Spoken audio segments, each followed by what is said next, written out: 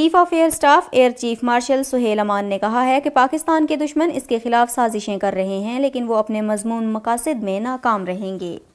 P A F museum میں 1973 کی عرب اسرائیل جنگ کے ہیرو ایئر کوموڈور ستار الوی کو خراج عقیدت پیش کرنے کی تقریب سے خطاب کرتے ہوئے انہوں نے کہا کہ پاکستان کے دشمن یکجا ہو کر اس کے خلاف سازشیں کر رہے ہیں، لیکن اللہ کے نام پر بننے والی اس نظریاتی ریاست پر کوئی بری نظر ڈالنے کی جرت نہیں کر سکتا۔ ایئر کوموڈور ستار الوی کو خراج عقیدت پیش کرتے ہوئے ان کا کہنا تھا کہ 1974 میں ستار الوی نے شامی ایئر فورس کی جانب سے MEG-21 سے اسرائیلی فضائیہ کے معراج طیارے کو مار گرایا تھا اور تاریخ میں ایسا نادر کارنامہ انجام دینے والے واحد پائلٹ ہیں۔ انہوں نے کہا کہ ستار الوی کے اس جرات مندانہ عمل پر حکومت پاکستان کی جانب سے انہیں ستارہ جرات سے نوازا گیا اور شامی حکومت کی جانب سے وسام فارس اور وسام شجاعت کے اعزازات بھی دیے گئے۔ ستار الوی کو خراج عقیدت پیش کرتے ہوئے ان کا کہنا تھا کہ بہادر پائلٹ نے نہ صرف پاک فضائیہ کا نام روشن کیا بلکہ وہ پوری قوم کے لیے فخر کا باعث ہیں۔ اس موقع پر ستار الوی کی جانب سے مقتول اسرائیلی کیپٹن لوئس کا flying suit P A F museum کے حوالے کیا گیا۔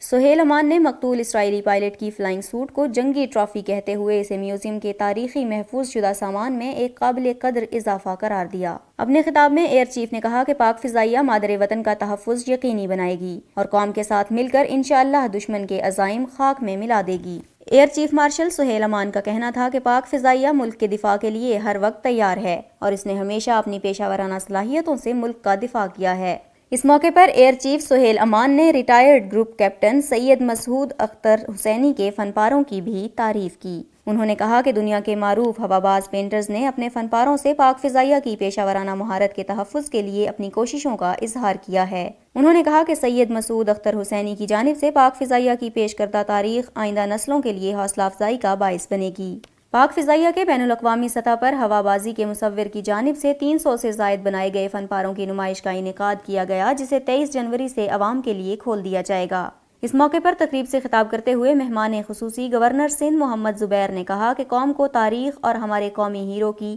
لازوال قربانیوں کے بارے میں معلوم ہونا چاہیے اور یہ ہماری ذمہ داری ہے کہ ہم انہیں اس بارے میں آگاہ کریں۔